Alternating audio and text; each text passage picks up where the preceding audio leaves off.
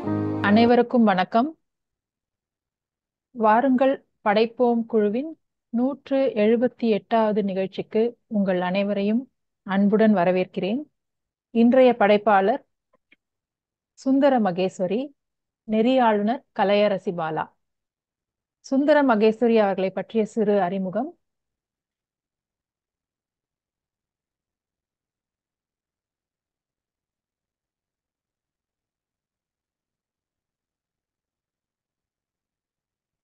சுந்தர மகேஸ்வரி அவர்கள் கரந்தை தமிழ்ச் சங்கத்தில் இளங்கலை தமிழ் இலக்கியம் படித்த காலங்களில் முன்னாள் மாணவர்கள் இணைந்து நடத்திய யாவரும் கேளீர் என்னும் சிற்றிதழில் அதீதா என்னும் புனைப்பெயரில் கவிதைகள் எழுதியுள்ளார்.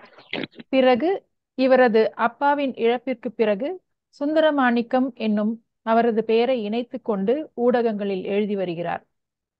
இவர் தமிழ் இலக்கியத்தில் முனைவர் பட்டம் பெற்றவர். தற்போது கும்பகோணம் அரசினர் மகளிர் கல்லூரி தமிழ் துறையில் கௌரவ விரிவுரையாளராக பணியாற்றி வருகிறார். கவிஞர் துரை சண்முகம் மக்கள் இயக்க விளைச்சலின் சிறுகதிர் என்கிற திறனாய்வு நூலும், வாய்விட்டு சிரித்தார் புத்தர் என்கிற கவிதை நூலும் எழுதியுள்ளார்.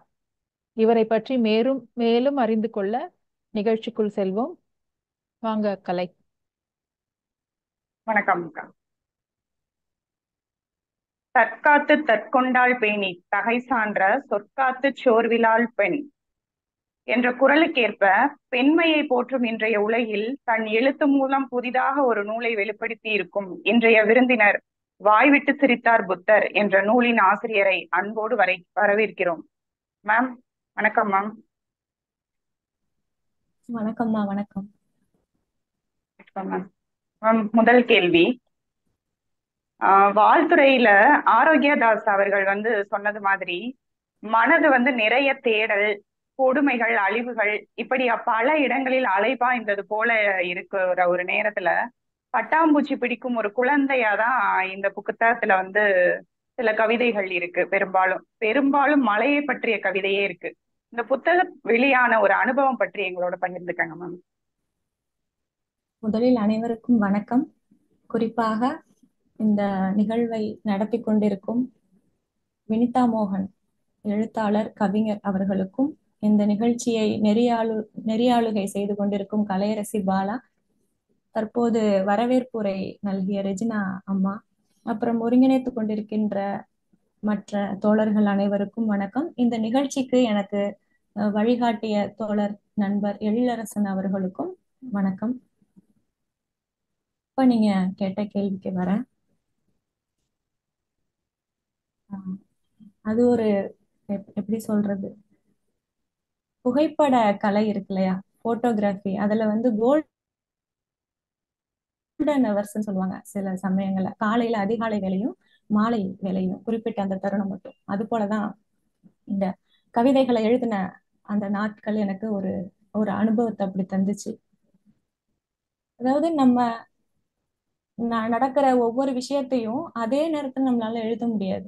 ஆனா அது மனசுல அந்த பொறி எப்ப விழுன்னு தெரியாது. எப்பயோ ஒரு நேரம் அந்த பொறி விழுகலாம். அது கொஞ்ச நாள் கழிச்சு, அல்லது அன்று இரவோ கூட, அல்லது ஒரு வருடம் கழித்து எப்பயோ அது நம்மளுக்கு அது எழுதக்கூடிய தாக்கத்தை ஏற்படுத்தும். அப்படி எழுதினதுதான் ஒன்னொன்னும்.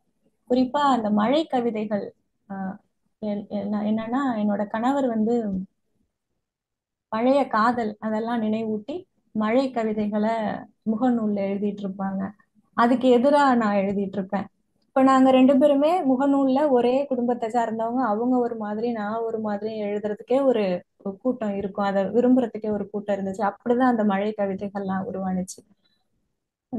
மகள் பிறந்ததுக்கு பிறகு அவளுடலான அந்த பொண்ணோட நான் அனுபவிச்ச அந்த அனுபவங்களை தான் மழலை கவிதைகள்ல கொண்டு வந்தேன். ஒன்னொன்னும் சின்ன சின்ன சின்ன மெல்லிய உணர்வுகள் தான். அது எல்லாருக்கும் உள்ளதுதான். அது நம்மளுக்கு ஒரு கட்டத்துக்கு மேல அதை எழுதியே ஆகணும் அப்படின்ற மாதிரியான ஒரு சூழல் வரும் பொழுது அதை எழுதினேன். அப்படிதான் அந்த வாய்விட்டு சிரித்தார் புத்தர் நூல் தொகுக்கப்பட்டது. நல்லதுங்க மேம். மேம், புத்தகத்துல இருந்து ஒரு கவிதை, மழை பேசாத கவிதை எழுத தாள் குதித்து வெளியோடி மழையில் நனைந்து தன்னை மழையாக்கி கொண்டது. இந்த கவிதை மழையால் நனைந்த புத்தகத்தின் தலைப்பு, கொஞ்சம் வித்தியாசமா இருந்தது. ஒரு தியான நிலையில ஒரு புன் சிரிப்போடையே பார்த்த ஒரு புத்தருக்கு வந்து கொஞ்சம் பற்கள் தெரியிற மாதிரி சிரிச்சா எப்படி இருக்கும் அப்படின்ற ஒரு கற்பனைக்கு இந்த புத்தகத்தின் தலைப்பு வந்து கொண்டு போச்சு. இந்த புத்தகத்தின் தலைப்புக்கு வாய் விட்டு சிரித்தார் புத்தர் அப்படின்னு வைக்கிறதுக்கு காரணம் ஏதாவது இருந்ததா? இதெல்லாம் பெருசா ஒரு காரணமும் இல்லைங்க. அதே போல நானும் ஒன்றும் பெரிய கவிஞர்லாம் இல்லை. ஒரு ஒரு தீராத வேட்கை இருந்துகிட்டே இருந்துச்சு நான் படிக்கிற காலங்கள்ல இருந்து. அது ஏதோ ஒண்ணு ஆரம்பத்துல இருந்து நம்மள எழுதணும்னு சொல்லிக்கிட்டே உள்ளுணர்வு சொல்லிக்கிட்டே இருக்கு இல்லையா, அதுதான். மத்தபடி ரொம்ப ரொம்ப ஒரு சின்னஞ்சிறு புல். நான் அதுதான் நேற்று முகநூல்ல கூட போட்டிருந்தேன். இது ஒரு பெருவனம், இந்த கவிதை அப்படிங்கிறது ஒரு பெருவனம். இதுல இப்பதான் நம்ம அடியெடுத்து உள்ள வரோம். ஆனா அதுக்கு முன்னாடி நம்ம வாசிச்சது, அதோட அனுபவங்கள் தந்த செறிவு இருக்கு இல்லையா, அது வந்து நம்மள ஓரளவு, நம்மளால எழுதாம இருக்க முடியாது, அதே நேரத்துல நம்ம பெரிய கவிஞரும் இல்ல. ஆனாலும் அந்த எழுத்து நம்மளுக்கு ஏதோ ஒரு நிறைவை தருது அப்படிங்கும் பொழுது நான் எதையோ எழுத ஆரம்பிச்சேன்.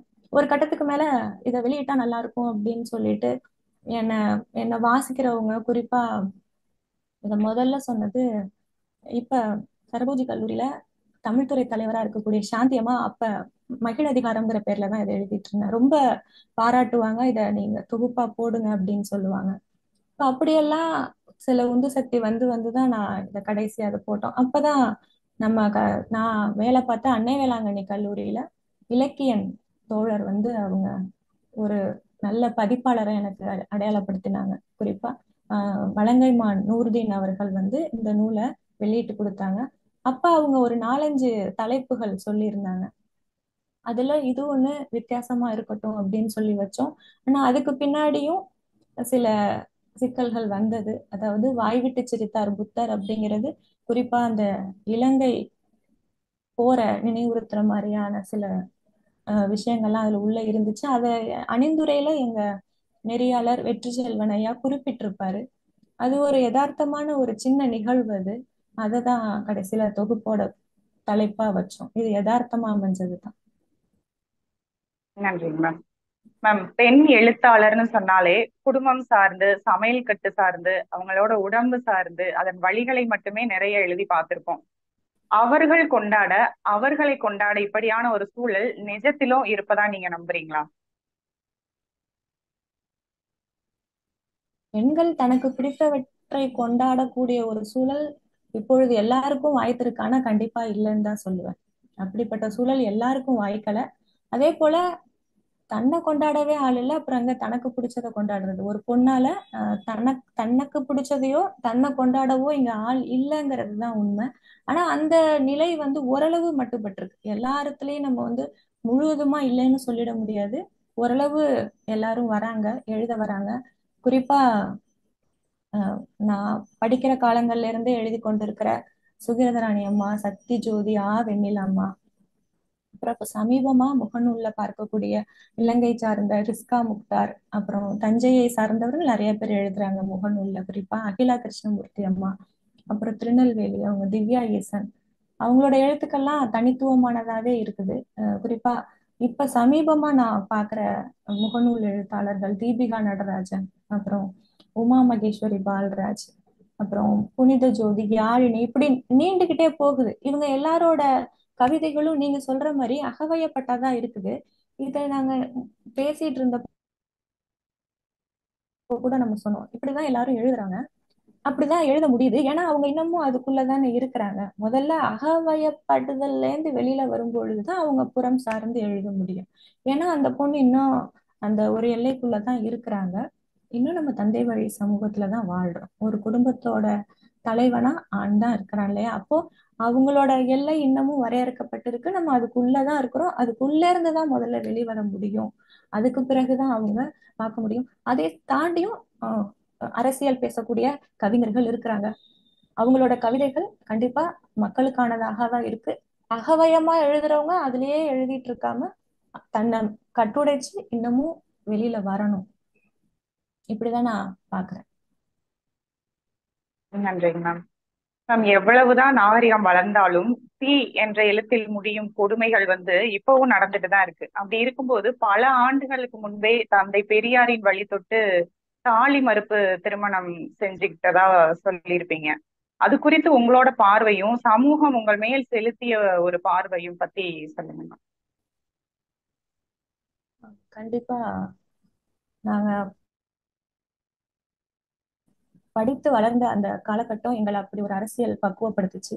எங்களுடைய ஆசான்கள் எல்லாருமே தலித்தியம், மார்க்சியம், பெண்ணியம், நவீனத்துவம் இது எல்லாத்தையும் சேர்த்து சொன்னதுனாலயோ என்னவோ அவங்களோட அந்த வழி வந்த நாங்க அதை இறுக பிடிச்சுக்கிட்டோம்.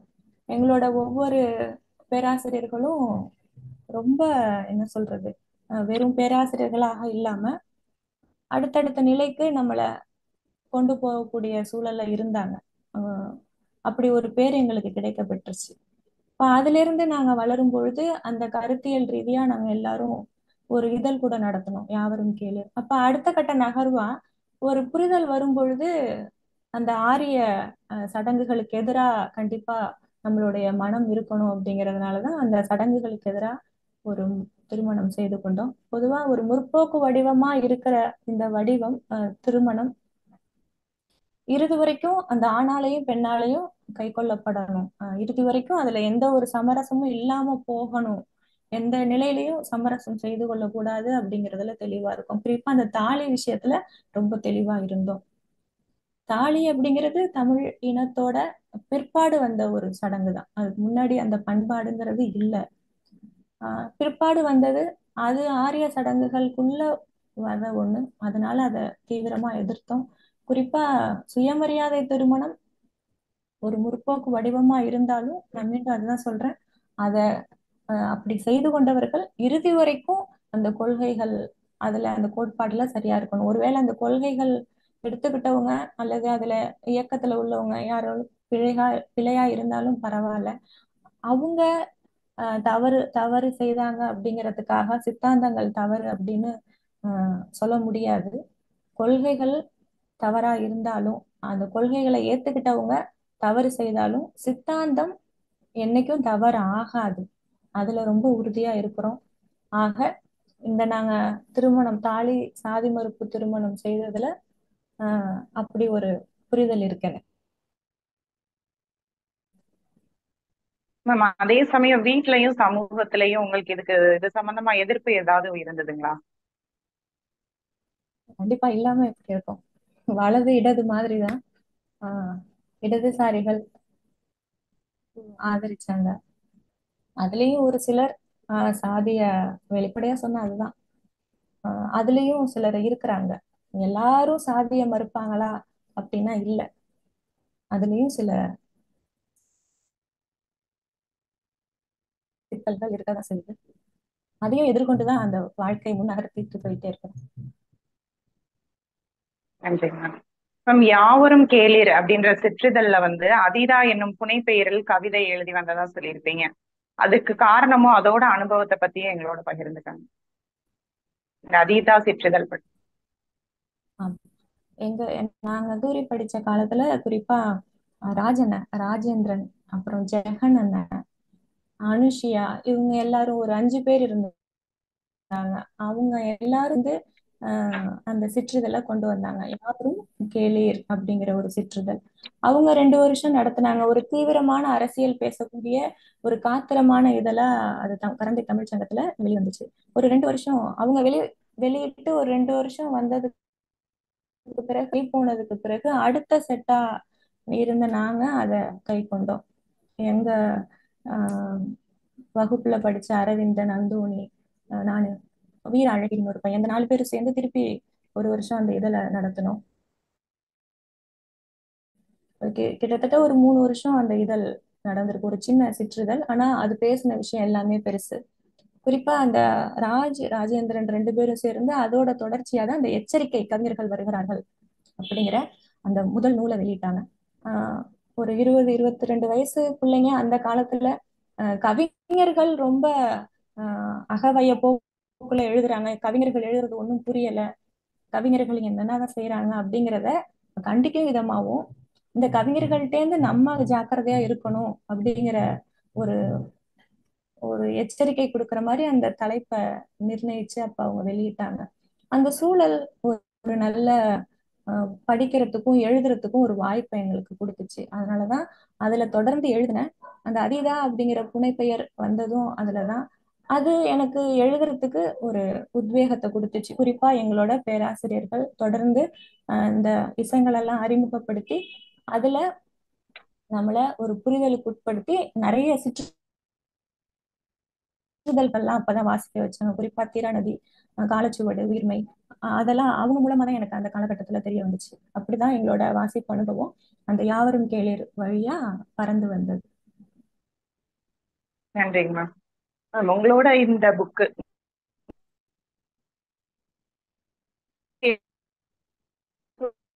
அதாவது அம்மா, அப்பா, கணவர், நண்பர் அப்படின்னு சொல்லி பங்களிப்பு, அவங்களோட பங்களிப்பு பத்தி சொல்லுங்க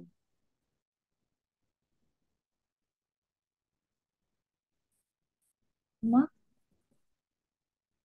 மேம். கேக்குதுங்களா? கேக்குது கேக்குது, சொல்றேன். குறிப்பா முதல்ல இத சில தோழர்கள் வாங்கி படிச்சாங்க. குறிப்பா ஆஹ் ஒரு இடதுசாரி தோழர் வாங்கி படிச்சுட்டு, உங்களுக்குள்ளேயே நீங்க பேசிக்கிறீங்க, இன்னும் நீங்க வெளியில பேசணும் அப்படின்னு சொல்லிட்டு முதல் விமர்சனமா அதை வச்சாரு. உங்களோட மென்மையான உணர்வுகளை மட்டும் நீங்க அதை பேசுறீங்க, இன்னும் நீங்க வெளியில வரணும் அப்படின்னு சொல்லி சொன்னாரு. அதை நான் ஒரு நல்ல விமர்சனமா ஏத்துக்கிறேன். இப்பதான் நானும் எழுத ஆரம்பிச்சிருக்கேன். இப்ப மெல்ல மெல்ல நம்ம அடுத்த கட்டத்துக்கு இன்னும் போகணும் அப்படிங்கிறத அவங்கள்ட்ட இருந்து உணர்ந்துகிட்டேன். அதே போல என்னோட இந்த கவிதைகள் எந்த இடத்துல கூர்மைப்படணும், எந்த இடத்துல ஆஹ் இன்னும் ஆஹ் எளிமையாக்கணும் அப்படிங்கிற சில உத்திகள் எல்லாம் என்னோட கணவர் ராஜேந்திரன் கவிஞர், அவர்கிட்ட இருந்து தான் நான் நிறைய கத்துக்கிட்டேன். அவங்க நிறைய என்னை செம்மைப்படுத்தியிருக்கிறாங்க கவிதைகள் எப்படி இருக்கணும் அப்படிங்கிறதுல. அதுக்கப்புறம் என்னோட மாணவர் வசந்தன் அவர் ஒரு விஷயம் சொன்னாரு. அம்மா, ரொம்ப நெருக்கடியான சூழல்ல சில சமயம் முகநூல் பார்ப்பேன், உங்களோட கவிதை அந்த என்னோட மன நெருக்கடியை போக்கும் அப்படின்னு அந்த பையன் சொன்னான். எனக்கு அது அவ்வளோ ஒரு மகிழ்ச்சியை கொடுத்துச்சு. நான் திருப்பி திருப்பி கேட்டேன், நிஜமாவாடா, இல்ல எனக்காக சொல்றியா அப்படின்லாம் நான் கேட்டேன். ஆஹ் அப்ப ஏதோ ஒரு மனுஷன்ட்ட நம்மளோட ஒரு 4 வரி ஒரு நிம்மதியவோ அல்லது ஒரு தாக்கத்தையோ ஏற்படுத்துதுன்னா அப்பதான் சரி நம்மளும் எழுதுறோம் போல அப்படிங்கிற ஒரு நம்பிக்கையே வந்துச்சு. இப்ப அந்த மாதிரி சுற்றி உள்ள அஹ், ஆண் நண்பர்கள், குறிப்பா நீங்க சொன்ன மாதிரி என்னோட நண்பர்கள், எழிலரசன் ஐயா, அப்புறம் அரவிந்தன், இவங்க எல்லாருமே அதை சரியா நீ செய்யற, நீ அடுத்த கட்டத்துக்கு நகர்ந்து போ அப்படின்னு ஆதரவு தெரிவிச்சாங்க. குறிப்பா எங்களுடைய பேராசிரியர்கள், வெற்றி செல்வனையா, தென்னவன் வெற்றி செல்வனையா அவருதான் இந்த கவிதைய ஆஹ் நல்ல ஒரு ஆய்வு போல அலசி அணிந்துரை கொடுத்தாங்க. அதே போல தன்னுடைய முக்குடல் நிகழ்வுல இதை வெளியிடவும் செய்தாங்க. அதுக்கப்புறம் முக்கியமான ஒரு நபர், உம், சிவாஜி கபிலன் ஐயா, அவங்க இந்த கவிதைய ஒரு ஆய்வு நோக்குல அணிந்துரை கொடுத்து அதையும் பாராட்டினாங்க. ஒவ்வொரு முறையும் முகநூல்ல அவங்க வாழ்த்து தெரிவிக்கும் பொழுது ஒரு உந்து சக்தியாவே தான் இருக்கும் எனக்கு. அப்படிதான் என்னுடைய கவிதை நூலை என்னை சுற்றி இருக்கிற ஆண்கள், நீங்க சொல்ற மாதிரி அவங்க எனக்கு ஒரு நல்ல உத்வேகத்தை கொடுத்தாங்க. சிலர் விமர்சனமும் செய்தாங்க, நான் ரெண்டையும் ஏத்துக்கிறேன். நல்லது மேம். ஒரு நமக்கு பிடிச்ச ஒரு மொழியை கற்று அதுல நல்ல பல அனுபவங்கள் பெற்று பிறருக்கு பகிர்ந்தளிப்பதுன்றது ஒரு பெரிய பாக்கியம் தான் நான் சொல்லுவேன். அப்படி இந்த விரிவுரையாளர் பணியை நீங்க எப்படி விரும்பி செய்றீங்க? அதுல உங்களுக்கு ஏதாவது மறக்க முடியாத சில விஷயங்கள் இருக்குதுங்க? என்னைய நீங்க உலகத்திலே உங்களுக்கு பிடிச்ச விஷயம் எதுன்னு நீங்க கேட்டீங்கன்னா, ஒரு மேசையும் நாற்காலியும் கொடுத்துட்டு இந்த இடத்துல ஒரு எனக்கு பிடிச்ச புத்தகங்களை கொடுத்துட்டு என்னை விட்டுட்டு போயிடலாம், ஒரு தேநீர் கொடுத்துட்டு போயிடலாம். நான் பாட்டுக்கு படிச்சுட்டு குறிப்பெடுத்துட்டு இருப்பேன். அந்த ஒரு அறை அல்லது ஒரு நூலகம், இது ரொம்ப பிடித்தமான இடம். ரெண்டாவது பிடித்தமான இடம் எங்க மாணவர்கள் இருக்கக்கூடிய வகுப்பறை தான். நீங்க சொன்ன மாதிரி அதை ஒரு விரும்பி செய்யறேன். என்னோட அப்பா என்னை டீச்சர் ஆக்கணும்னு நினைச்சாரு. Teacher training படிப்பானேன்னாரு. அவர் ஆனா இல்ல, இப்ப நம்ம ஒரு ஒரு நல்ல நிலையில இருக்கும் பொழுது அவர் இல்லைனாலும் அவரோட கனவா தான் நான் இந்த ஆசிரியர் பணியை பாக்குறேன். தெருவுல போயிட்டு இருப்பேன், திடீர்னு அம்மா அப்படின்னு வருவானுங்க பசங்க. பொண்ணுங்களா இருந்தாலும் சரி பசங்களா இருந்தாலும் சரி, அம்மா அப்படின்னு வருவாங்க. அவங்களுக்கு நம்ம அப்படி என்ன சொல்லிட்டோம், நம்ம அவங்களுக்கு என்ன செய்துட்டோம் அப்படின்னா, நம்ம என்ன கத்துக்கிட்டோமோ இந்த சமுதாயத்துல இவ்வளவு சிக்கலானது இந்த சமுதாயம், 12வது வரைக்கும் அவனுக்கு ஒண்ணும் தெரியாது. அதுக்கப்புறம் தான் அந்த சமூகம் அவனை ஒரு பயமுறுத்துறதாவே தான் இருக்கும். அவன் 3 வருஷம் முடிச்சுட்டு போனாலுமே இங்க அவ்வளோ ஆதிக்க சக்திகள் இருக்காங்க. சாதியாகட்டும், மதமாகட்டும், வர்க்கமாகட்டும், அவன் எதிர்கொள்ள வேண்டிய சிக்கல்கள் நிறைய இருக்கு. அந்த 3 வருஷத்துக்குள்ள அவனை நம்ம பக்குவப்படுத்திட முடியுமா? நம்ம போறது தமிழுக்கு மட்டும்தான் போறோம். அந்த ஒரு அவருக்குள்ள அவனை நம்ம சரியா உள்வாங்கி அவனை ஒரு நெறிப்படுத்த முடியுமா அப்படின்னா முடியாது. ஆனா நம்ம பேசுறது அவனுக்கு ஏதோ செஞ்சிருக்கு. அவனோட வாழ்க்கையில நம்ம ஓரளவாவது அவன் மனசுல இருக்கிறோம் அப்படின்னா அது ஒரு மறக்க முடியாத விஷயம் எப்பயுமே. அவன் என்னைக்கும் நம்மள மறக்க மாட்டான். நம்ம அவனை சரியா கண்டறிஞ்சு அவனை என்ன செய்யணும், அவன் யாரு, அவனுக்கு தேவையானது என்ன அப்படிங்கிறத நம்ம புகுத்திட்டோம்னா அவனோட வாழ்க்கை நல்லா இருக்கும். இது வெறும் ஆசிரியர்களால மட்டுமே முடியாது. குறிப்பா அவங்க பெற்றோர்களும் அவங்க கூட உறுதுணையா இருக்கணும். அந்த மாதிரி இந்த ஒரு பெரிய அஹ், பொறுப்பு தான். இதை நான் எந்த அளவுக்கு 100% செய்யறேன்னா இன்னமும் இல்லை. அதையிலும் நான் பிள்ளைகள்கிட்ட இன்னமும் நெருங்கி பழகணும். அப்படியான சூழல் இப்பொழுதெல்லாம் வாய்க்க பெறலைங்கிறது தான் சொல்லணும். ரொம்ப அதுக்குள்ள நிறைய அரசியல் இருக்குது. ஆமா, முன்னாடி எல்லாம் நிறைய நேரம் கிடைக்கும் பிள்ளைகளோட பேச. இப்ப அவ்வளவு நெருக்கடியா இருக்கு. அதெல்லாம் பார்க்கணும். அதே போல மாணவர்கள்ட்ட ஒவ்வொரு வகுப்புலையும் அவங்களுக்குள்ள சிக்கல் இருக்கு இல்லையா, அதெல்லாம் நம்ம பேசணும். கவுன்சிலிங்னு அவர்லாம் வச்சிருக்கிறாங்க. சில பிள்ளைங்க இறந்து போயிடும், தற்கொலை பண்ணிட்டு கூட இறந்து போயிடும். அப்ப அவ்வளவு மனசு கனமா இருக்கும். அந்த பிள்ளைக்கு நம்ம போகலையே, நம்மள்ட்ட ஒருவேளை அந்த பிள்ளை பேசியிருக்கலாமோ அப்படின்லாம்னு தோணும். அப்ப இந்த மாதிரி எல்லாம் எல்லா தரப்பு அஹ், மன சிக்கல்களுக்கும் அல்லது விருப்பங்களுக்குமே உள்ளானதா அந்த பணி இருக்குது. நன்றிங்க மேம். நம்ம ஒரு நூலகத்தால மட்டும் ஒரு மனிதன் சிறந்த மனிதனை உருவாக்க முடியும் அப்படின்னு கல்லூரி நாட்கள்ல உங்களுக்கு கிடைச்ச நேரத்துல நீங்க நூலகத்துல படிச்ச புத்தகங்கள் வாயிலாக தான் கவிதைகள் உங்களோட அனுபவத்தை சொல்லியிருக்கீங்க. நூலகமும் உங்களுக்குள்ளான அனுபவமும் ஏற்பட்டது. எனக்கு தெளிவா கேட்கல.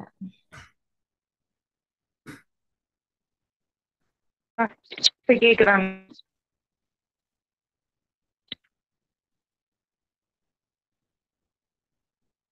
அம்மா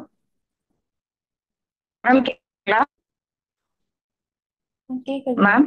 கேக்குது. ஒரு நூலகத்தால மட்டும் ஒரு மனிதனை சிறந்த மனிதனாக்க முடியும் அப்படின்னும், உங்களோட கல்லூரி நாட்கள்ல நூலகத்துல படிச்ச அந்த புத்தகத்தின் வாயிலாக தான் இப்ப கவிதை எழுதுறதுக்கான ஒரு உந்துதலா இருந்திருப்பீங்க. அதோட நூலகத்துக்கு மேல உள்ள அந்த தொடர்பை பத்தி சொல்லுங்க மேம். இப்ப நான் பிலிட் படிக்கும்பொழுது சரஸ்வதி மஹாலுக்கு சைக்கிள் எடுத்துக்கிட்டு போவேன் மேடம். கிட்டத்தட்ட மத்தியானம் கல்லூரி முடிஞ்சிரும். மத்தியானத்துக்கு பிறகு நான் சரஸ்வதி மஹால் போனேன்னா அங்க உட்காந்துட்டு எங்களுக்கு தேவையான பாடங்களை குறிப்பெடுக்கிறது. அப்புறம் மொழிபெயர்ப்பு கவிதைகள் அங்க நிறைய இருந்துச்சு. நான் போன நேரம் அதெல்லாம் வாசிச்சுட்டு இருப்பேன். குறிப்பா அப்ப ஒரு படிச்ச கவிதை, எனக்கு அந்த ஆர்டர் படி சொல்ல தெரியல, ஆனாலும் நான் சொல்றேன். இரவில் அந்த கட்டில படுத்துட்டு நட்சத்திரங்களை பார்த்தபடியே அப்பங்களை சாப்பிட்டுக் கொண்டிருந்தேன். திடீரென அப்பங்களுக்கு பதிலாக நட்சத்திரங்களை கடித்து விட்டேன் அப்படின்னு ஒரு மொழிபெயர்ப்பு கவிதை. எனக்கு அது ரொம்ப தாக்கத்தை ஏற்படுத்துச்சு. அப்படி ஒரு படிமம், அப்படி ஒரு அழகியல், அதையே நம்ம தமிழ்ல அப்படியே ஒரு ரசனை மாறாம கொண்டு வந்திருந்தாங்க. அந்த நூல் பேர் கூட எனக்கு மறந்துருச்சு. அதெல்லாம் குறிப்பெடுத்து வச்சிருவேன். இப்படிதான் என்னோட அந்த கவிதைக்கான நூல், அந்த நூல் எழுதணும் அல்லது நம்ம அதை எழுதணும் அப்படிங்கறதே எனக்கு அப்படிதான் ஆரம்பமானுச்சு. அஹ் இன்னும் சொல்ல போனா கரந்தையில பிலிட் படிச்சப்ப 100 பாலாம் தினமும் ஒப்பிக்க சொல்லுவாங்க. எங்க மாணவிகள்லாம் மறுநாள் ஒப்பிக்கிறதுக்கு எல்லாம் திணறி போய் வந்து நிக்குங்க படிச்சுட்டு. பயந்துட்டு வந்து நிப்பாங்க. நான் என்ன பண்ணுவேன்னா ஒரு பெரிய நோட்டு போட்டு கவிதையெல்லாம் எழுதிட்டு வந்து இது நல்லா இருக்கான்னு கேட்பேன். நீ என்னத்த காமிச்சிட்டு இருக்கன்னு எல்லாம் கேட்பாங்க. நான் இருக்க மாட்டேன். தேநீர் குடிக்கணும்னு கடைக்கெல்லாம் போயிடுவேன். அப்படியெல்லாம் பைத்தியம் பிடிச்சு போய் அலைஞ்ச நாட்கள்லாம் உண்டு கவிதை மேல. அது எல்லாத்துக்குமே ஒரு ஆதாரமா அந்த சரஸ்வதி மஹால் விளங்குச்சு. அந்த நூலகர் அவங்களோட அந்த படிச்ச காலம் எல்லாமே ரொம்ப அற்புதமானது. அந்த மஹாலுக்குன்னு ஒரு குளுமை இருக்கும். அது வெயில் காலத்துலயும் உள்புறம் அவ்வளவு குளுமையா இருக்கும். நான் சொல்றது முன்னாடி, ரொம்ப காலங்களுக்கு முன்னாடி. இப்ப அங்க நிறைய வேலைகள்லாம் நடக்குது. இன்னமும் மாணவர்கள்லாம் வராங்க. பயனுள்ளதா இருக்கு. அது ஒரு நல்ல அனுபவத்தை எனக்கு தந்துச்சு. அதே போல எங்க கல்லூரியில இருந்த நூலகம், எங்க கல்லூரிக்குள்ள ஒரு ஆறு போகும் வடவாறுன்னு சொல்லிட்டு.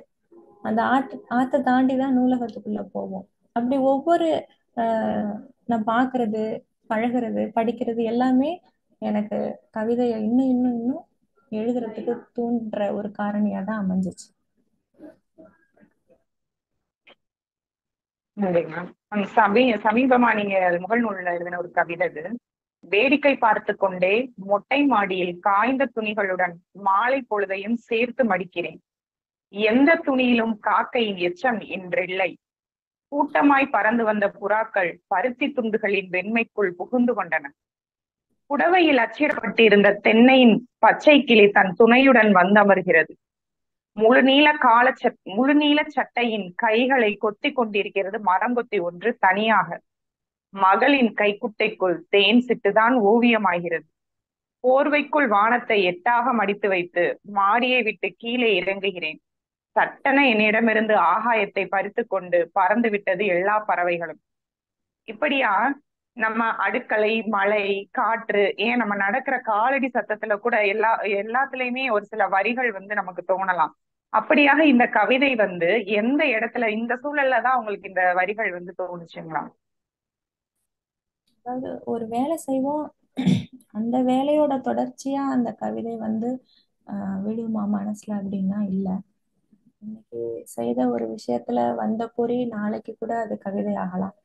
சில சமயம் மாணவர்களுக்கு தேர்வு வைப்போம், அதுல ரவுண்ட்ஸ் வருவோம், அப்போ ஒரு பொறி தட்டும். தூக்கத்துல ஏதோ ஒரு நேரம் என்னைக்கோ ஒண்ணு நடந்ததை பத்தி ஒரு பொறி விழும். அது என்னைக்கு முட்டி முட்டி மனசுக்குள்ள முட்டி ஒரு முளைக்கிற சூழலுக்கு வருதோ அப்ப உடனே நான் கண்டிப்பா பேனாவையோ அல்லது மடிக்கணினியோ எடுத்து அடிக்க ஆரம்பிச்சிருவேன். எதையோ எழுதுவேன், அதுக்கப்புறம் அது சரியா இருக்காங்கிறத பாக்குறது. ஃபர்ஸ்ட் எழுதிடுறது மனசுல வந்தது. ஏன்னா எனக்கு நிறைய ஞாபகம் மறதி, நான் மறந்துடுவேன். உடனே உடனே பதிவு செய்திருவேன். ஆஹ் இருவேறு உலகங்கள் தான் சொல்ல போனா. நம்ம வாழ்ற வாழ்க்கைக்கும் இந்த கவிதைகள் எழுதுற உலகமும் வேறதான். எழுதிட்டு இருக்கும் போதே மனசுல இன்னொன்னு ஓடும். எனக்கு அங்க ரேஷன் மூடிடும், என்ன பண்ணிட்டு இருக்க, முகநூல்ல உட்காந்துட்டு என் பொண்ணு சத்தம் போடும், என்னம்மா எப்ப பார்த்தாலும் முகநூல்லே இருக்கிறீங்க, ஐயா கவிதை கவிதைன்னு. ஒரு கட்டத்துல அடப்பாவி, உனக்காக தான் நான் ஆரம்பத்துல கவிதை எழுதினேன், இப்ப என்னன்னா இந்த பொண்ணே என்னைய இப்படி பேசுதுன்னு சொல்லிட்டு மன உளைச்சல்லாம் இருக்கா இதுக்காக. அதுக்கப்புறம் கணவர்லாம் சத்தம் போட்டாரு, பைத்தியமா நீனு அப்படின்லாம் சத்தம் போட்டு என்ன சரி செஞ்சிருக்காங்க. இன்னும் ஒரு 10ஆம் வகுப்பு படிக்கிற மாணவியோட மனநிலையில தான் இருக்கிற கவிதை குறிப்பு. அது ஒரு உத்வேகத்தை கொடுக்குது, மகிழ்ச்சியை கொடுக்குது. அது இன்னும் சொல்ல போனா நம்மளோட பாடுபொருள் அகவயப்பட்டதா இருக்கிறதுங்கிறத ஒரு விஷயம்தான் எனக்கு இன்னும் நெருடிக்கிட்டே இருக்குது. நம்மளோட எழுத்து இன்னமும் மக்கள் சார்ந்து போகணும்னு நான் நினைக்கிறேன். நம்மளோட முத்துக்குமார் சொல்லியிருப்பாரு, பூட்டிய ரேஷன் கடையிலும் சர்க்கரைக்கு கியூ எறும்புகள் அப்படின்னு சொல்லியிருப்பாரு. ரேஷன் கடையில போயிட்டு அங்க ஒரு கவிதை எழுத முடியுமான்னா அந்த மனுஷன் எழுதியிருக்கிறாரு. இப்ப எதுக்காக சொல்ல வரேன்னா, நான் இங்க எழுதுறது, அதே சமயம் அகவயப்பட்டு ஒண்ணு எழுதிட்டு இருக்கிறோம். நம்மளுக்கு வெளியில வேலை இருக்குது, அதையும் பார்க்கணும். இப்ப அங்க போய் நின்னா எழுத்து போயிடுமானா கண்டிப்பா இல்ல. அந்த பொறி எங்க வேணாலும் வரலாம். அத நம்ம எப்படி முறைப்படுத்தி ஒரு படைப்பு மனம் சார்ந்து கொண்டு வைக்கிறோங்கிறது தான் விஷயம். நன்றிங்க மேம். முகநூலில் சிலரின் பாராட்டுகள் உங்களை மேலும் எழுதுவதற்கு ஒரு உந்துகோலா இருந்திருக்கா? நம்ம பேசிட்டு இருக்கப்ப நீங்க ஒரு விஷயம் பகிர்ந்திருப்பீங்க, அதை இங்க எங்களுக்காக கொஞ்சம் பகிர்ந்துருக்காங்க. கண்டிப்பா. நான் அதுதான் இப்ப உங்கள்கிட்ட சொன்னேன், ஒரு சிறுபிள்ளைத்தனமா தான் இன்னமும் இருந்துட்டு இருக்கேன். ஒருத்தவங்க பாராட்டிட்டா அவ்வளோ ஒரு மகிழ்ச்சி. சின்ன பிள்ளை மாதிரி இன்னமும் இங்க பாருங்க, என்னோடதுல லைக் போட்டிருக்காங்க யாரு, அதுவும் எங்க பேராசிரியர்களாகட்டும், கவிஞர்களாகட்டும். முகநூல்ல ஆரம்பத்துல கலியமூர்த்தி தோழர் அவங்களோடதெல்லாம் எனக்கு அந்த படிமங்கள் பிடிச்சுதான் உள்ள வந்த முகநூலுக்குள்ள. அப்ப தோழர் ஒரு வாழ்த்து சொல்லியிருந்தா உடனே ஓடி போய் எங்க கணவர்கிட்ட சொல்லுவேன். அது போல பழனி பாரதி ஓ, விரும்பி அந்த லைக் போட்டிருந்தாலும் ஓடி போய் சின்ன பிள்ளை மாதிரி சொல்லுவேன். ஒரு கட்டத்துக்கு மேல ஐயையோ இது என்னடா இது, யாரும் லைக் பண்ணலைன்னா அதுக்கப்புறம் ஒரு மாதிரி ஆயிடுது, இது சரியில்லைன்னு சொல்லிட்டு அப்புறம் தான் ஒரு பக்குவப்பட்ட நிலைக்கே மனசு வந்துச்சு. இப்ப ஓரளவு பரவாயில்ல, எழுதுவோம். அது விரும்பினா விரும்பினாலும் நம்மளுக்கு என்ன எழுதணும்னு தோணுது சரி, பாராட்டினாலும் மகிழ்ச்சி தான், பாராட்டலைனாலும் மகிழ்ச்சி தான். நம்ம யாருக்காக எழுதுறோம், நம்ம எழுதுறதுல என்ன இருக்கு அப்படிங்கிறத ஓரளவு உணர்ந்து தான் எழுதுறேன். ஆஹ் அதே போல கவிதை வந்து யாருக்காக இருக்கணுங்கிறதுல தெளிவா இருக்கு. நன்றிங்க. கவிதையில வந்து புதியதா எதையும் எழுதிவிட முடியாது. எல்லோருக்கும் ஒரே மழைதான்.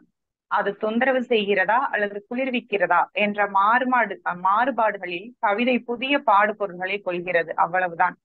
இலக்கை நோக்கி ஒரு ஆற்றை விரட்டி விட முடியாது, ஆனால் ஆற்றின் இலக்கு எதுவோ அது வரைக்கும் நாம் செல்லலாம் அப்படின்னு ஒரு இதுல சொல்லியிருப்பீங்க உங்களோட புத்தகம் வெளியீட்டுல.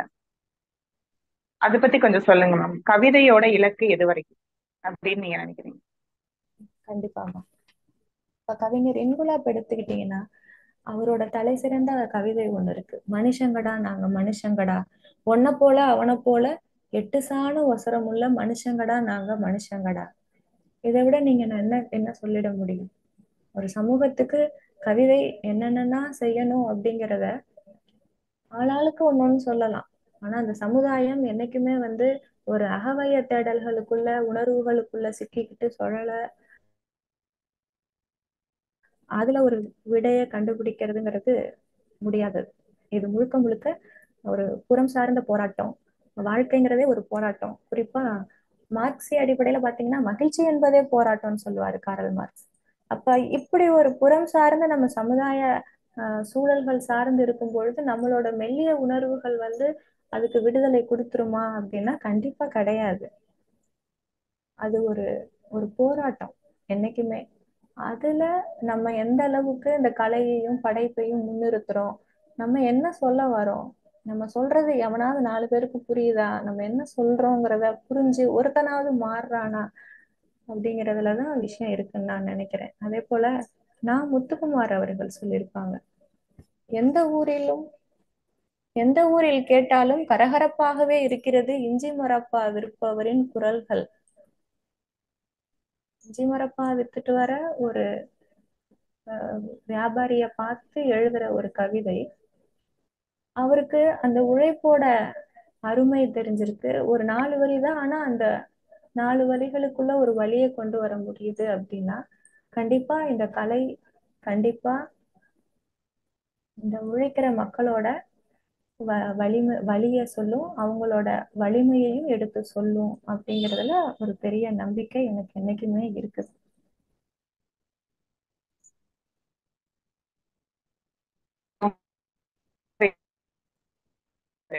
மேடம்.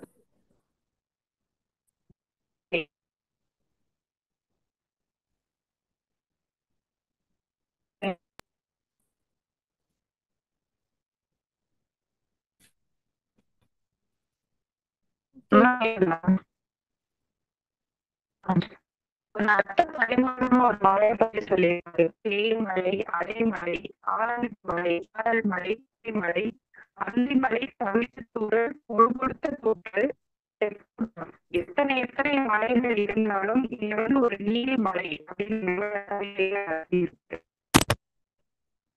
எனக்கு சரியா கேட்கலையம்மா கேள்வி.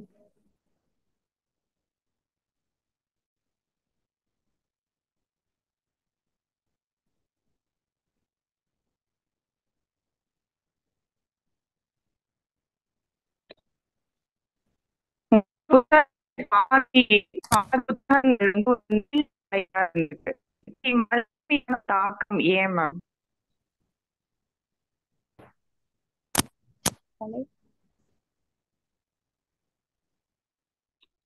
மேம் கேக்குதா? எனக்கு கேள்வி கேக்குதா மேம்?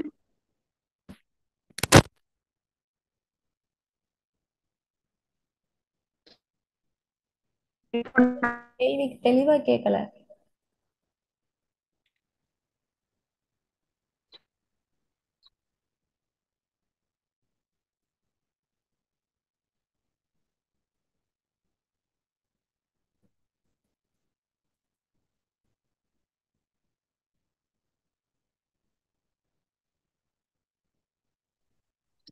கொஞ்சம் நெட்வொர்க் இஷ்யூ. இப்ப கேக்குதுங்களா? கேக்குதுமா?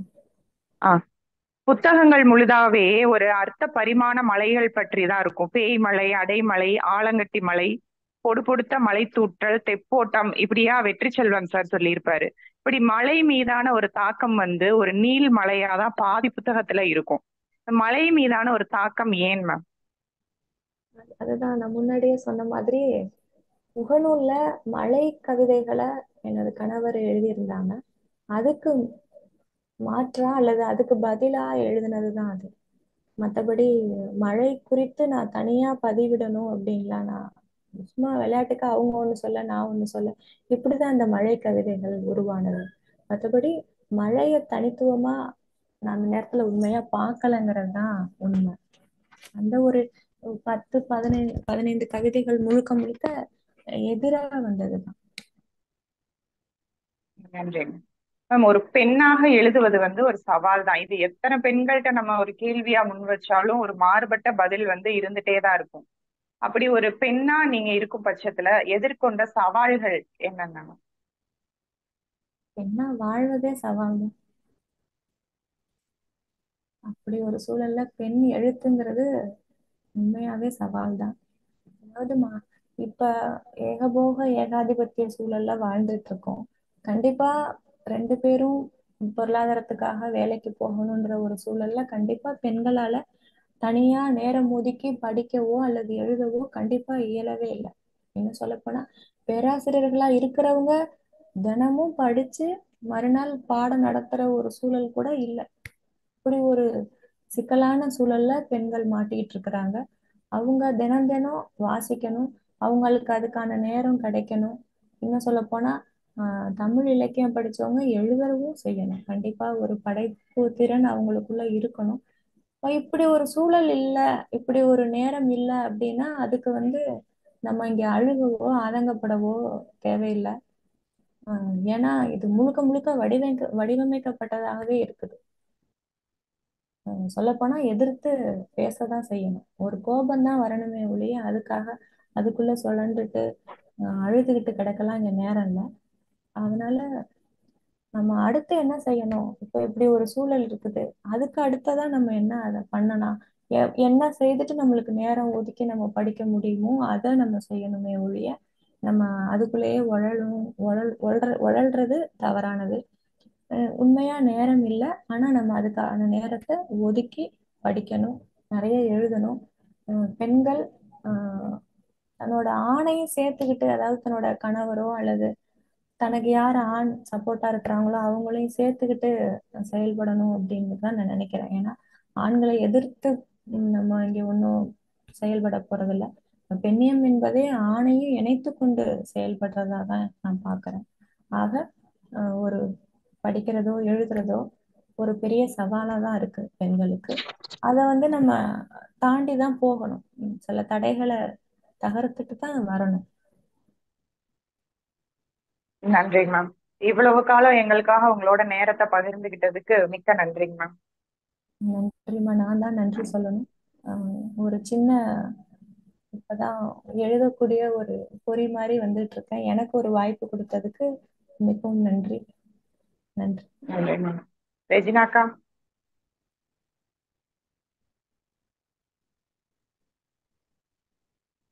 கேள்வி கேட்க விருப்பப்படுறாங்க, கையை வைக்கலாம். குமரன் சார், நீங்க கேளுங்க சார்.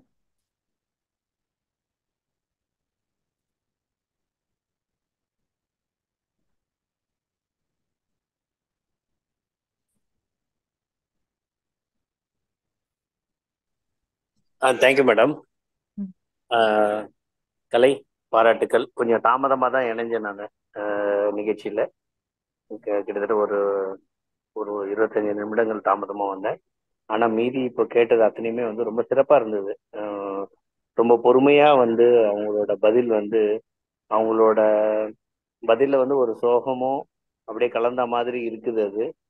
நீங்க அந்த பெண்கள் எழுத்தை பத்தி கேட்கும்பொழுது அது உண்மையான வெளிப்பாடா இருந்துச்சு. அவங்களோட பதில் வந்து நேர்மையா தான் கொடுத்துருந்தாங்க. ஏன்னா எவ்வளோ சிக்கல்களுக்கு மத்தியில இது மாதிரி எழுதுறது அப்படிங்கிறது வந்து ஒரு சாதாரண செயல் கிடையாது அது. அதையும் தாண்டி இன்னைக்கு நீங்க எழுதிட்டு இருக்கிறீங்க அப்படின்னும் பொழுது ரொம்ப நல்லா இருந்தது. அந்த மாடியில இருந்து துணியை எடுத்துட்டு வந்து நீங்க அந்த சொன்ன அந்த கவிதை வந்து வாசிச்ச கவிதை ரொம்ப நல்லா இருந்துச்சு. அதாவது வானத்தை வந்து தன் அந்த போர்வையில மடிச்சு கொண்டு வந்தது அப்படிங்கிறது வந்து ரொம்ப சிறப்பா இருந்தது. நீங்க எடுத்துக்காட்டிய சில எழுத்தாளர்களோட அந்த மேற்கோள்களும் வந்து ரொம்ப சிறப்பா இருந்தது. கலை உங்களுக்கு வந்து சிறப்பு பாராட்டு. ஏன்னா நீங்களுமே வந்து ஒரு சாதனை பெண்மணி தான். எவ்வளவு வேலை இருந்தாலுமே அதுக்கு இடையில இந்த மாதிரி எழுத்தாளர்களோட புத்தகங்களை படித்து அதை உள்வாங்கி அதை கேள்வியாக தொடுத்து இத்தனை பேர் பயனடைகிற மாதிரி நீங்க செய்றீங்க இல்லையா? உங்களுக்குமே வந்து பாராட்டுகள். குழுவினராக அனைவருக்கும் பாராட்டுகள். கேள்விகள் அப்படிங்கிறது ஒன்றும் இல்லை. ஏன்னா நான் இன்னும் கொஞ்சம் முன்னாடி வந்திருந்தேன் அப்படின்னா இன்னும் சில கேள்விகள் கேட்டிருக்க முடியும். ஆனா என்னோட நாங்க நினைச்சதை வந்து கலை வந்து கேட்டாங்க. எப்படி வந்து பெண்கள் வந்து நேரம் ஒதுக்கி இந்த மாதிரி எழுதுறாங்க அப்படிங்கிறதுக்கான விளக்கங்கள் நீங்களே கொடுத்துட்டீங்க. எனக்குமே மறதி அதிகம் இருந்தாலும் அதுலயும் வந்து நான் எழுதுறேன். ஆனா நீங்க சொன்ன அந்த ஒரு சொல் வந்து எனக்கு ரொம்ப பிடிச்சிருந்தது. பெண்ணியம்ங்கிறது வந்து ஆணையும் சேர்ந்தது அப்படின்னீங்க பாத்தீங்களா? அது வந்து ஒரு உண்மையான வார்த்தை. அது இங்க தனியா வந்து யாரும் எதுவுமே இல்லை. பெண்ணையும் பேசுற ஆண்களா இருந்தாலும் சரி, அஹ் பெண்களா இருந்தாலும் சரி, இணைந்து பயணிக்கிறது தான் வந்து நம்ம சமுதாயத்தோட சூழல். மேல மேல எழுதுங்க. அதாவது நம்ம குழுவை பொறுத்த மட்டும் சின்ன எழுத்தாளர் பெரிய எழுத்தாளருங்கிறது வந்து பாகுபாடு கிடையாதுங்க. எழுத்தாளர் அப்படின்னாலே இந்த சமுதாயம் உயர்த்துக யாரெல்லாம் எழுதுறாங்களோ அவங்க அத்தனை பேருமே எழுத்தாளர்களாக தான் நாங்க வந்து பாராட்டுறோம் அவங்கள. மேல மேல எழுதுங்க, தொடர்ந்து எழுதுங்க. வாழ்த்துக்கள். நன்றி கலை. Regina madam, thank you. நன்றி சார். கலை, இப்ப படைப்பாளருடைய இன்னொரு கவிதை ஏதாவது படிச்சு காட்டுங்களேன் கலை. இப்ப லேட்டா இணைந்தவங்க வந்து கேட்கலாம் இல்லையா? படிக்கலாம்க்கா.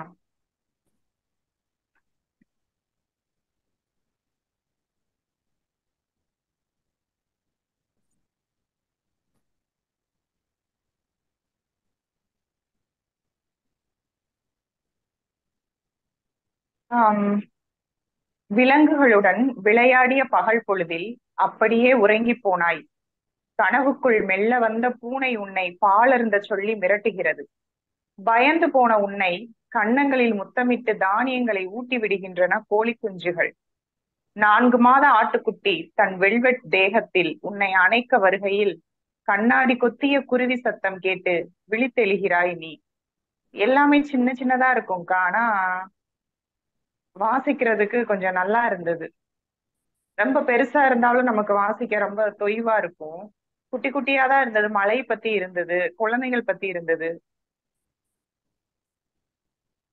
சின்ன சின்ன கவிதைகள் வந்து நமக்கு சில நேரத்துல அப்படியே சுருக்குன்னு சில கருத்துக்களை ஆமா. சொல்லிட்டு போகும். அந்த மாதிரிதான் இருக்கு. இந்த கவிதை எழுதின சூழலை பத்தி சொல்லுங்க மகேஸ்வரி. மா இந்த கவிதை எழுந்த சூழல் பத்தி நீங்க எதுவும் சொல்ல விரும்புறீங்களா? உங்கள்ட்ட உண்மையை சொல்லணும்னா இலக்கியம் தான் எங்களை சேர்த்தது. என்னோட கணவரை நான் காதலித்ததும் திருமணம் செய்ததும் கவிதையால் தான். கவிதை என்னை படம் படுத்துதுங்க. ரெண்டுக்கும் படுத்துது, அகத்திலையும் படுத்தது, புறத்திலையும் படுத்தது. அப்படி ஒரு சூழல்ல தான் வந்தேன். இது ஒரு அதுதான் திருப்பி திருப்பி சொல்றேன், ஒரு சிறுபிள்ளைத்தனமா இதை நான் தூக்கி வச்சுக்கிட்டே இருக்கேன். அது எனக்கு வருமா வராதான்னு கூட தெரியல. ஆனா அது அது எழுதிட்டா ஒரு நல்லது. எனக்கு ஒரு திருப்தியா இருக்கு, எனக்கு ஒரு மகிழ்ச்சி தருது. நம்ம எழுதுற ஒரு விஷயம் அடுத்தவங்களுக்கு ஒரு நிறைவை கொடுக்கும் பொழுது இன்னும் சந்தோஷமா இருக்கு. நான் நிறைய வாசிக்கணும், இன்னும் நிறைய படிக்கணும். அதே போல சிறுகதைகளுக்கான அமைப்பு கூட இப்ப ஓரளவு கைவரப்பட்டிருக்கு, எழுதிட்டு இருக்கிறேன். இந்த சூழல் இங்க படிக்கிறதுனால மட்டும் கிடைக்காது. நிறைய வெளியிலையும் போகணும். பரந்துபட்ட இந்த உலகம், அதுல வந்து நம்ம நிறைய மக்களை சந்திக்கணும். இன்னும் நம்மளோட இலக்குகள் பெரிதாகணும். அப்பதான் எல்லாமே வாய்க்கப்பெறும். சாதாரணமாலாம் யாராலையும் எழுதிட முடியாது. அஹ் அதே போல எழுதுறது மாதிரியே வாழ முடியுமா அப்படின்னா அதுவும் ம், ரொம்ப முக்கியமான ஒரு விஷயமா தான் படுது. எழுதுறவங்க எத்தனை பேர் அதே மாதிரி வாழ்றாங்க அப்படின்ற ஒரு கேள்விக்குறிய வச்சீங்கன்னா அதெல்லாம் முடிஞ்சு போச்சு. அப்ப அது போல நம்ம ஒவ்வொரு எழுதுறோம்னா கண்டிப்பா அதுக்கு தகுந்த மாதிரி நம்ம வாழணும். அதுல ரொம்ப தெளிவா இருக்கிறேன் நான். ஒவ்வொரு எழுத்துக்கு பின்னாடியும் நம்ம சொல்ற அந்த தத்துவங்களாகட்டும், நம்ம எந்த ஒரு விஷயம் சொன்னாலும் அதுல நம்ம சரியா இருக்கணும் இல்லையா? அந்த சுய ஒழுக்கம் ரொம்ப முக்கியமானது. இப்படிதான் நான் எழுத்தை பார்க்கிறேன். அது கவிதை, குறிப்பா கவிதை, அதை நான் ரொம்பவும் நேசிக்கிறேன். அதுக்குள்ள நான் இன்னும் நிறைய பயணிக்கணும், இன்னும் நிறைய நூல்கள் எழுதணும், நிறைய வாசிக்கணும். இப்படிதாம்மா என்னுடைய சூழல் இருக்குது. நன்றி. கலை, இடையில குறுக்கிட மன்னிக்கணும். சொல்லுங்கண்ணா. அதாவது என்னன்னா, அதை நான் குறிப்பிட மறந்துட்டேன். அதாவது நான் நிறைய படிக்கிறேன் அப்படின்னாங்க இல்லையா? அதாவது இப்போ பொதுவா வந்து பெண்கள் அப்படிங்கிறது வந்து மார்க்ஸையோ இல்ல லெனினையோ இல்ல வந்து அம்பேத்கரையோ இல்ல பெரியாரையோ படிக்கிறது அப்படிங்கிறது வந்து ரொம்ப ஆண்கள் மத்தியிலேயே வந்து ரொம்ப குறைஞ்சி போயிருக்குங்க. பொதுவா வந்து மார்க்ஸ் எல்லாம் படிக்கணும் அப்படின்னாக்கா உடனே அவங்க மேல ஒரு முத்திரை என்னன்னா, இவன் போராளி, சமூக போராளி அப்படிங்கிற ஒரு ஒரு முத்திரையை வந்து குத்துவாங்க. ஆனா இப்ப வந்து தோழர் குறிப்பிட்ட மார்க்ஸை பத்தினே அவங்க சொன்னதையும் வந்து நான் நினைவுபடுத்தணும்னு நினைச்சேன். இதுல இருந்து தெரியுது இவங்க வந்து ஆஹ், அதாவது மனிதர்கள் எழுதிய புத்தகங்கள் மாத்திரமே படிச்சு உள்வாங்கிறது மட்டும் இல்ல, மனிதர்களையும் நிறைய படிக்கிறாங்க அப்படிங்கிறது ஒரு ஒரு நிகழ்வுலையும் ஒரு ஒரு நகர்வுலையுமே வந்து இவங்க வந்து மனிதர்களை படிக்கிறாங்க அப்படிங்கிறத வந்து புரிஞ்சிக்க முடியுது. வாழ்த்துக்கள். அவ்வளவுதான். அடுத்து பிரமிளா கேள்வி கணைகளோட உட்காந்துட்டு இருக்காங்க. வாங்க பிரமிளா. மகேஸ்வரி, நீங்க அப்படியே அன்மியூட் பண்ணிட்டு பேசலாம். அன்மியூட் பண்ணிட்டேனே, கேட்கலையா? கேக்குது கேக்குது. கேக்குதா? ஓகே. ஸோ ஆக்சுவலி கலையே வந்து ரொம்ப சாஃப்ட் வாய்ஸ். மகேஸ்வரியோட கொஞ்சம் பிரமிளா கொஞ்சம் வாய்ஸ் சத்தமா ஃபீபிளா பேசுங்க. இருக்கு, கொஞ்சம் சத்தமா பேசுங்க. ஆமா, ஒரு என்கிட்ட சண்டை போடும்போது பேசுவீங்களா? அந்த மாதிரி பேசுங்க. இப்ப கேக்குதுங்களா? ஹலோ, இன்னும் கொஞ்சம் சத்தம் வேணும். இன்னுமா? ம். மேக்ஸிமம் வச்சுட்டேன். இல்ல, நீங்க ஏதோ ஹெட்போன் போட்டிருக்கீங்களா பிரமிளா? இல்ல டிரைவிங்ல ஏதோ இருக்கீங்களா ப்ளூடூத்ல? போட்டிருக்காங்க, அதனால இல்ல ரொம்ப டவுனா கேக்குது. ஒருவேளை சேலத்துல மழைனால வந்து அடப்பு இருக்குன்னு நினைக்கிறேன் உங்க இணைப்புல. ஓகே, கொஞ்சம் ஆமா கிளவுடியா இருக்கு. கேளுங்க ரொம்ப கேளுங்க, கேளுங்க. படிப்பாளிக்கு கேக்குதுன்னு தான் அதாவது நினைக்கிறேன். என்னன்னா, அருமையா இருந்து நான் கடைசியா ஒரு 10 மினிட்ஸ் தான் இந்த மழை பற்றிய கவிதை வந்து சொல்லிட்டு இருக்கும்போது தான் ஜாயின் பண்ணேன். இப்பதான் ஆஃபீஸர் வந்தேன். எனக்கு கேள்வி அப்படின்னா, இப்போ அவங்க கடைசியா ஒரு ஒரு கேள்வி கேட்டாங்க. கலை பெண்ணியம் பத்தி அவங்க சொன்னாங்க இல்லையா மகேஸ்வரி? லைக் வந்து ஆண்களும் பெண்களும் சேர்ந்துதான் பண்ணணும். பெண்ணியம் என்பது இணைந்துதான் நம்ம செயல்படணும் அப்படின்றது. அதுல மாற்று கருத்து இல்லை. இருந்தாலும் ஒரு ஹைப்போதெட்டிக்கலா ஒரு கேள்வி கேட்கணுன்றதுக்காக தான் நான் கொஸ்டின். என்னோட கேள்வி என்னன்னா, இப்போ அவங்க ஒரு பதில், நீங்க சொன்ன பதில் மகேஸ்வரி, இது வந்து ஒரு காம்ப்ரமைஸ் மாதிரி உங்களுக்கு தோணலையா? இப்போ ஃபார் எக்ஸாம்பிள், நான் இப்போ கிளம்பி வந்தேன், ஆஃபீஸ்ல இருந்து கிளம்ப லேட் ஆயிடுச்சு. இப்போ அவங்க கிட்ட பேசிட்டு வரும்போது, சரி ஓகே நம்ம அடுத்த பிரச்சனையை பார்ப்போமா, என்னது அடுத்த பிரச்சனை, நைட்டு நான் என்ன டின்னர் செய்யணும் அப்படின்றது, ஒரு ஒர்க் முடிச்சுட்டு வந்து உடனே நான் டின்னருக்கு நான் பிளான் பண்ணணும். ஸோ இந்த இடத்துல வந்து நம்ம தான் வந்து அப்படி சொல்லலாம், ஓகே எனக்கு லேட் ஆகுது என்னால முடியலன்னு நம்மளே சொல்லலாம். பட் இப்போ நீங்க சொன்ன பதில் வந்து நம்ம இணைந்துதான் செய்யணும் அப்படின்றது எந்த மாற்று கருத்தும் இல்லை. இருந்தாலும் எப்பயாச்சும் எங்கேயாச்சும் ஃபீல் பண்றீங்களா, இது வந்து நம்ம ஒரு வேற வழி இல்ல, இந்த சமுதாயம் வந்து இப்படி சொன்னாதான் அக்செப்ட் பண்ணிப்பாங்கன்ற மாதிரி உங்களுக்கு என்னைக்காச்சும் தோணி இருக்கா? ஆமா, எனக்கு இந்த சரியா கேட்கல. இப்ப நீங்க கடைசியா பேசின ஒரு 2-3 வரி எனக்கு கேட்டுச்சு. நீங்க இன்னொரு வாட்டி என்கிட்ட அந்த கேள்வியை கேளுங்களேன். ஒரே ஒரு அதாவது இல்ல பிரமிளா, நான் உங்க சொல்றேன். கேள்வியை நான் ரிப்பீட் பண்ணலாமா? சொல்லுங்க குமரன். சொல்லுங்க சொல்லுங்க. இல்ல இப்போ அவங்க என்ன சொல்றாங்க அப்படின்னாக்கா, நீங்க சொன்னீங்க இல்ல ஆணும் சேர்ந்ததுதான் வந்து அந்த பெண்ணியம் அப்படியே பேசுறது வந்து அப்படி இருக்கு. இப்போ அவங்க அலுவலகத்துல இருந்து கிளம்பும் பொழுது சமையல் பண்றது நான் தானே பண்ண போறேன் அப்படிங்கிற ஒரு ஒரு அதாவது அது தள்ளுறது, இந்த சமுதாயம் வந்து அந்த பெண்களை நோக்கி தள்ளக்கூடிய ஒரு நிர்பந்தம், இப்படிதான் பண்ணி ஆகணும் அப்படிங்கிறது. இந்த இதை வந்து எப்படி நம்ம வந்து இது பண்றது, ஓவர் கம் பண்றது அப்படிங்கிற மாதிரி, இது உண்மைதானா? இது நீங்க சொன்னதுல வந்து கொஞ்சம் மாறுபாடு இருக்குதே அப்படிங்கிற மாதிரி அவங்க அதை கேக்குறாங்க. நீங்க கண்டிப்பா சொன்ன நம்மளோட சார் பதில் இப்போ ஒரு ஒரு கரெக்டா நிமிஷம் பிரமிளா? மகேஸ்வரி, இப்ப கேக்குதுங்களா? பிரமிளா கரெக்டா? கேக்குது. ஓகே. ஐயா நீங்க என்னோட பேசுறது என்னோட கேக்குது. கேள்வி அவங்க வந்து என்னோட கேள்வியே வந்து நீங்க சொன்ன கருத்து நான் ஏத்துக்கிறேன். அதாவது எனக்குமே வந்து பெண்ணியம் அப்படின்னா இது வந்து இன்க்ளூசிவா தான் இருக்கணும். Men and women R equal. நம்ம வந்து சேர்ந்து தான் செயல்படணும் ஒரு விஷயம் சக்சஸ்ஃபுல்லா இருக்கணும் அப்படின்னா.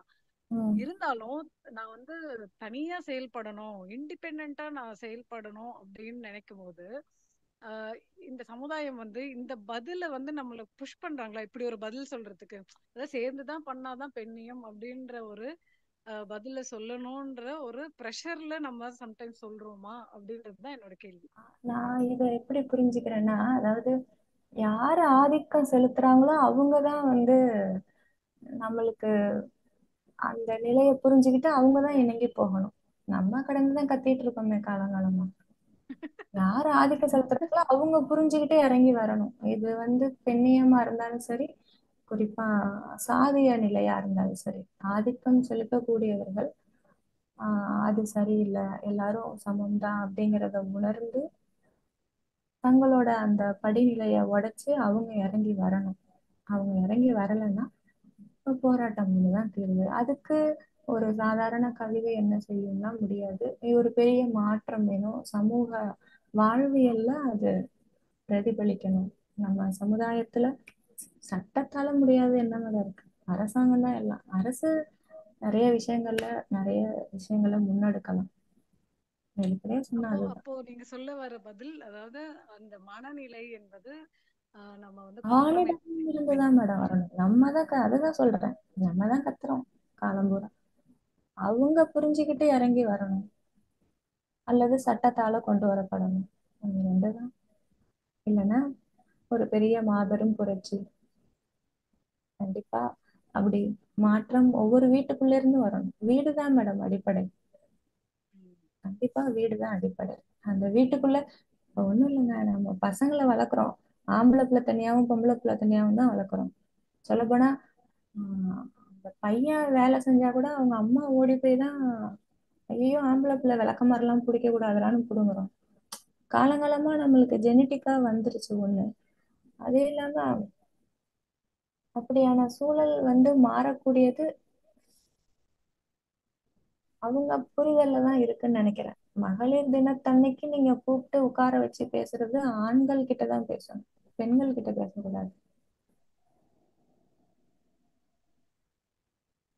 அடுத்து ராஜேந்திரன் கேள்வி கேளுங்க.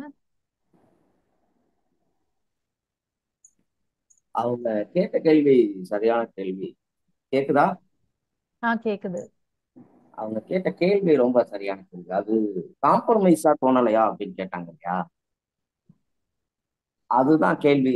அந்த கேள்விக்கு தான் இவங்க இந்த கவிஞர் சரியா சொன்னா நல்லா இருக்கு. காம்ப்ரமைஸா?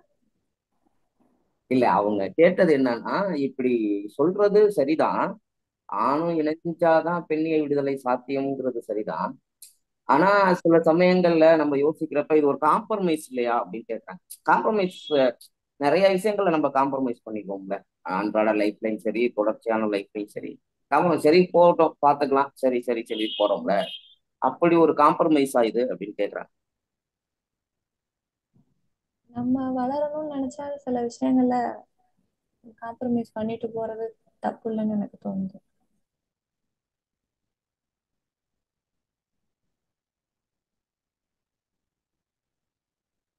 சரி சரி.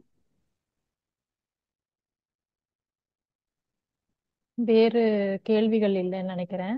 அதாவது முடிச்சிடலாம். ஆஹ் மகேஸ்வரி அவங்க வந்து, அதாவது ஒரு முகநூல் பதிவுக்காக ஒரு லைக்ஸை எதிர்பார்க்குற ஒரு சின்ன குழந்தை மாதிரியும், அதாவது கவிதையை பத்தி பேசும்போது கவிதை என்ன பாடா படுத்துது அப்படின்னு அவங்க சொன்ன அந்த முக பாவம் வந்து இன்னும் அவங்க வந்து சின்ன குழந்தை போல இருக்கிறதாவும் இருக்கு. அதே சமயத்துல வந்து அவங்க ஒரு கல்லூரியில விரிவுரையாளரா இருக்கிறாங்க. சாதி மறுப்பு, தாலி மறுப்பு, கல்யாணம் செய்து ஒரு சமூகத்துல ஒரு முதிர்ந்த ஒரு ஆளுமையாவும் இருக்காங்க. அதாவது ஒரு ஒரு ஒரு வினோதமான கலவையா நீங்க இருக்கீங்க. சரி, இந்த வினோதமான எண்ணங்களும் உங்களுடைய செயல்பாடுகளுமே வந்து உங்களுக்கு நிறைய ஆஹ் பாடுபொருள்களை உங்களுக்கு கவிதைக்கும் சிறுகதைக்கும் தரும் அப்படின்னு நான் நினைக்கிறேன். அதனால் நீங்க மேலும் மேலும் நிறைய கதைகள், கவிதைகள் எல்லாம் எழுதணும். உங்க புத்தகங்களை நாங்க மீண்டும் மீண்டும் உங்களை இந்த நிகழ்ச்சிக்கு கூப்பிட்டு உங்களை நேர்காணல் செய்யணும். அந்த அளவுக்கு நீங்க வளரணும் அப்படின்னு சொல்லி உங்களை வாழ்த்துறேன். ஆஹ் இத்துடன் இந்த நிகழ்ச்சியை முடித்துக் கொள்ளலாம் என்று நினைக்கிறேன். வேறு யாரும் கேள்விகள் இல்லாததுனால ஆஹ் இதோட நிறைவு செய்துக்கிறோம். இந்த நிகழ்ச்சி பற்றி உங்களுடைய கருத்து எதுவும் இருந்தா நீங்க இப்ப சொல்லலாம் மகேஸ்வரி. நன்றி அம்மா, நன்றி. சகலவிதமான அடிமைத்தனத்தையும் ஒழிக்காமல் மனித விடுதலை சாத்தியமாகாது. ஒரு மனிதன் தனக்காக மட்டும் உழைத்தால் அவன் ஒரு புகழ்பெற்ற விஞ்ஞானியாகவோ, மாபெரும் ஞானியாகவோ, தலை சிறந்த கவிஞனாகவோ ஆகக்கூடும். ஆனால் அவனால் என்றுமே உண்மையிலேயே ஒரு நிறைவான மகத்தான மனிதனாக ஆக முடியாது. பொருளாதார அதிகாரத்தில் ஏற்படும் மாற்றமே மனித வரலாற்றின் ஏனைய மாற்றங்களுக்கான அடிப்படை. மனிதர்களின் வாழ்நிலையை நிர்ணயிப்பது அவர்களின் உணர்வு அல்ல, மாறாக அவர்களது சமூக வாழ்நிலையே அவர்களது உணர்வை நிர்ணயிக்கிறது. இது காரல் மார்க்ஸ் சொன்ன ஒரு அற்புதமான மேற்கோள். இந்த மேற்கோள்ல இருந்துதான் நம்ம ஒவ்வொரு கலை இலக்கியம் எல்லாத்தையும் எடுத்து பார்க்கணும். இப்ப நம்மளோட சமூக வாழ்வியலை மாத்தாம நம்மளால எதுவுமே செய்ய முடியாது. அத மனசுல வச்சுக்கிட்டு நம்மளுடைய படைப்புகள் ஒன்னொன்னும் உருவாகணும் அப்படின்னு நான் நினைக்கிறேன். இந்த வாய்ப்பு கொடுத்ததற்கு மிகவும் நன்றி. நன்றி, மிக அருமையாக சொன்னீங்க. கலை, அருமையான கேள்விகள் கேட்டு இந்த நிகழ்ச்சியை சிறப்பா செய்தீங்க.